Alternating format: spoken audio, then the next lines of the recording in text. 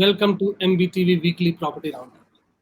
We bring to you top developments from Indian real estate space that's going to have a lasting impact on you as a consumer. I am Prasoon Kumar, Marketing Head of Magic Bricks, and with me is Jashri Kurup, Senior Real Estate Journalist and Editor-in-Chief of MBTV. So welcome, Jashri. Thanks, Prasun.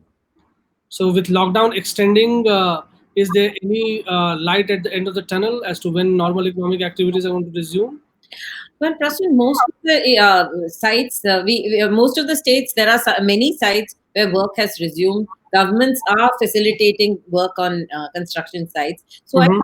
I think as far as the real estate is concerned, 6% of 6 to 7% of the GDP is dependent on it, and I think all governments want work to start. Right. Absolutely. And I think there's a lot of steps taken in that direction. That's right. And one news that came very recently is something that the entire industry is expecting and everyone is hoping for, which is a relief package or a stimulus for the industry for Right. real estate. And our Transport and Highway Minister, Mr. Nitin Gadkari, has said that the government is in process of working on that and providing that. What are some of the demands that typically industry has at this point of time from the stimulus package? Well, one of the biggest things is that they need access to finance. Remember, there was a big stress fund that was created, but they Mm. haven't been able to exact much money out of that because Right. of the stringency of the measures. Right. And they really would like that stimulus pack to be able to activate the 25,000 crore stress Mhm. fund. The Mhm. second thing is that they are saying that if the work is locked down for say 3 months, the delay is for 6 to 9 months. Now, Mhm. if there is a 6 to 9 month delay, there are many things that they need to do so that they don't become a NPA with their lenders. Mhm. Uh, Mhm. they're also asking for a one-time restructuring of their loans, and Okay. this is something that hasn't happened yet. Then Mhm. they have got some stimulus from the government, but Mhm. not enough. They feel, and Mhm. then you don't know how fast work can happen because remember migrant labor's the variable here, and the monsoons are going to come hit June, July.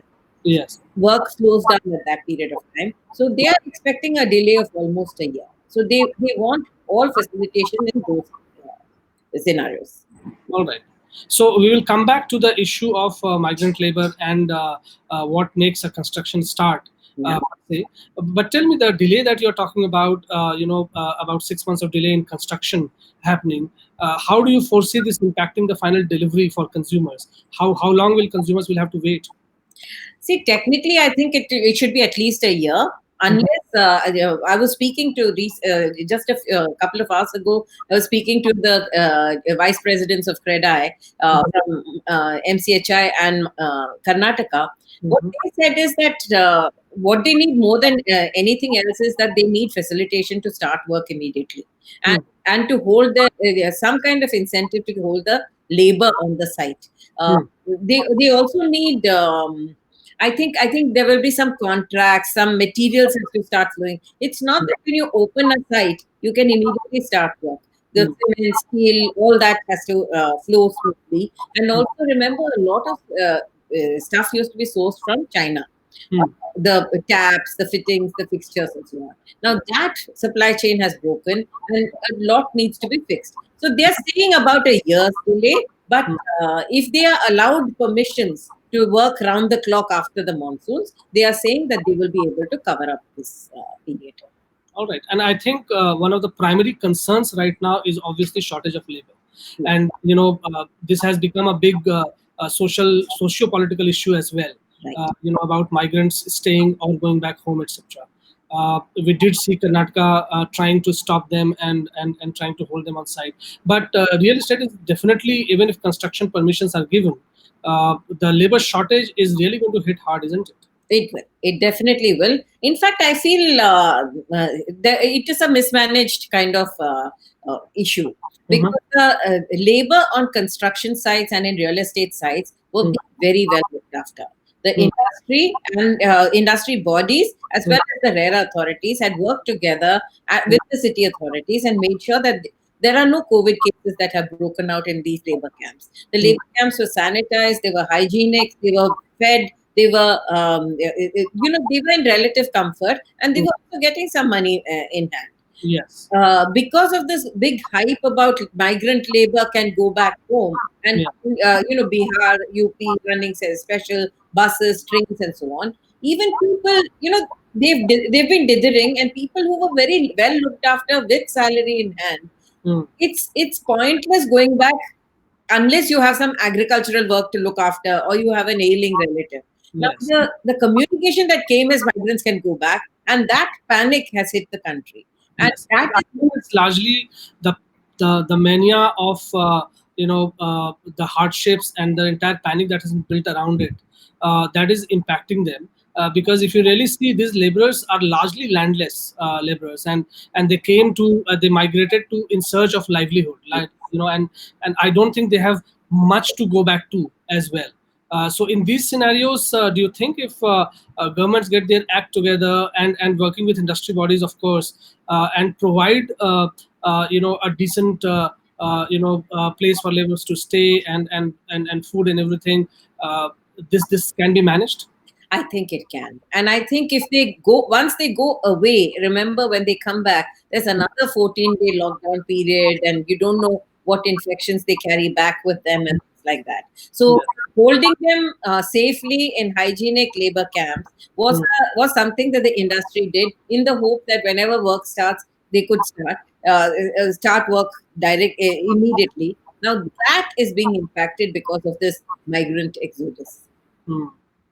So let's hope the sooner this issue gets resolved, the better. Yeah. Staying on restarting of the construction, there's another news that came, which is about every construction site is required to appoint a marshal to oversee the COVID-19 measures, and that everything has been taken care of, and all the protocols are being followed on the construction site. So how will this process work, and if you can throw some light on this? It's a do's and don'ts actually, and just making sure. You see, if a site has even one case, the site has to be shut down for 28 days. Now, nobody wants sites to open, then shut down again, and then restart after. You don't want to. You don't want an outbreak in working sites. So, because there's a do's and don'ts manual that is there, they are ensuring that there's a COVID marshal who ensures that everything that the Indian Medical Association has asked for is actually followed, and that no developer tries to cut corners either to save money or to speed up construction. And there should be only 1/3 of the workforce on each floor. That there should be social distancing, enough sanitary, the hand washers and things like that. So this is just to ensure that there is no outbreak on the construction sites. Sure, absolutely. And keeping all these measures, in mind and in implementation, the news report also suggests that the construction has already begun in over 100 odd projects in Delhi NCR alone. Yes. And if this is actually true, and you can please verify that, then we are actually seeing a large scale construction activity starting again. Yes. In fact, Prasun, we did a series of shows around this. We talked to developers from Maharashtra, we talked to developers from NCR, and we talked to developers from Karnataka. What we have realized is that Haryana was the first one off the block, very systematic. They made sure that there were facilitation desks where developers could take their projects, and project after project was given the permission to restart work. Because the labor was on the site, wherever the labor was on the site, they were able to restart immediately, and they maintained that that labor has not run away from the site. Since work is there, they are continuing on the site. UP has recently allowed, UP had far more cases because it's Noida, Greater Noida. There were far more cases, but they have also started allowing. And across the NCR now, work is slowly picking up. And as each project gets permission, they are doing.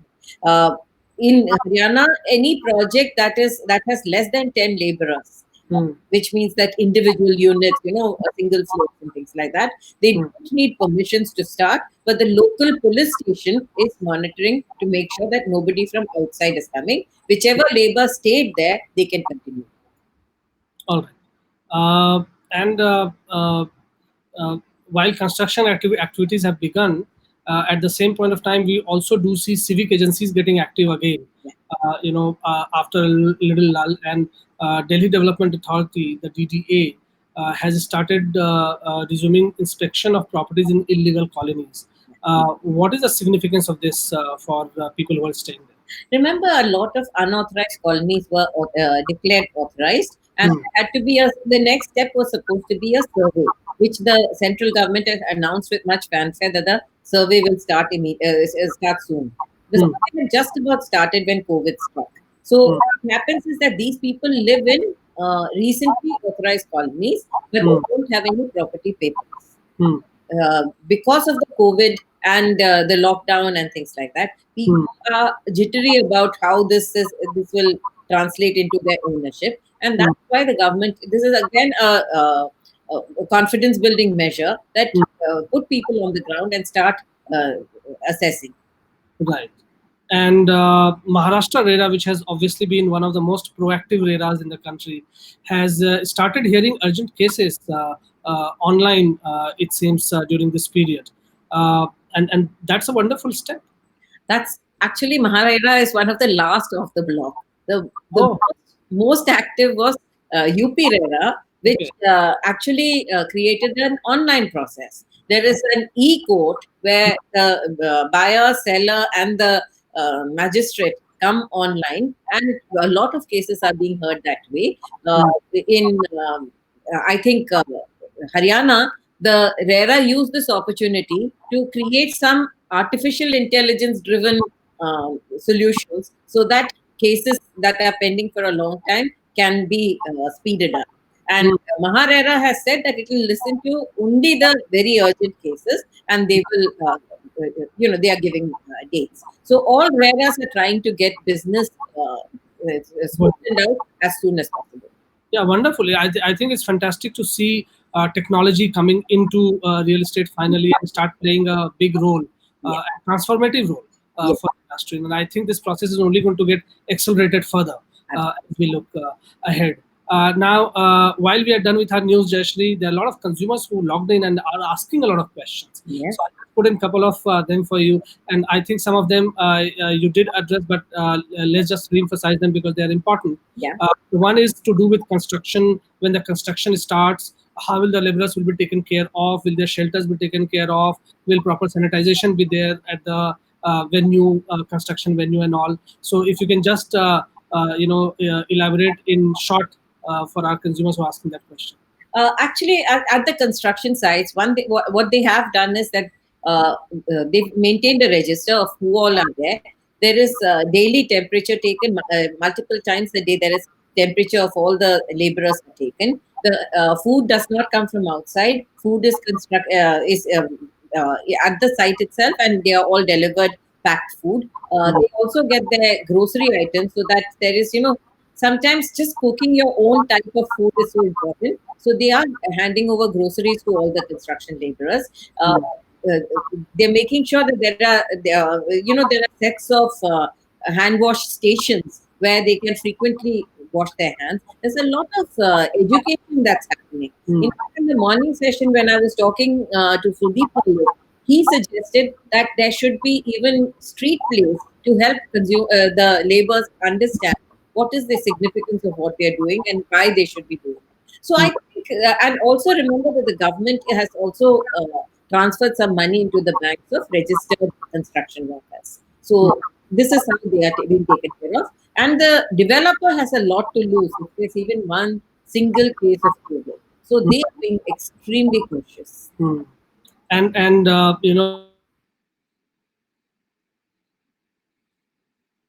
Prasun, I'm sorry, I lost your connection. Viewers, that Prasun, I'm sorry, I couldn't hear what you said. I'll just repeat. There's another question on the status of ready to move in market. Yeah. But before we take that on, I wanted to inform viewers that a couple of days ago, Magic Bricks released a consumer sentiment survey, which showed that two-thirds of consumers are still in the property market and are willing to take their transaction to its logical conclusion.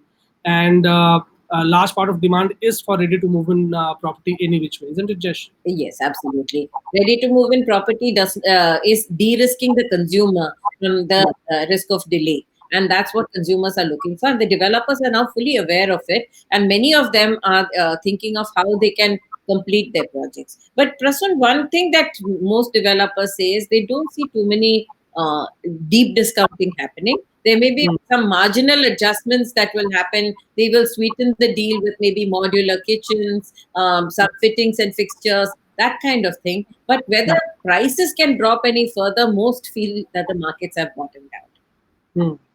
No, sure. And I think consumers are concerned about delivery of homes, and if they invest right now, how safe it will be, and so on and so forth. Right.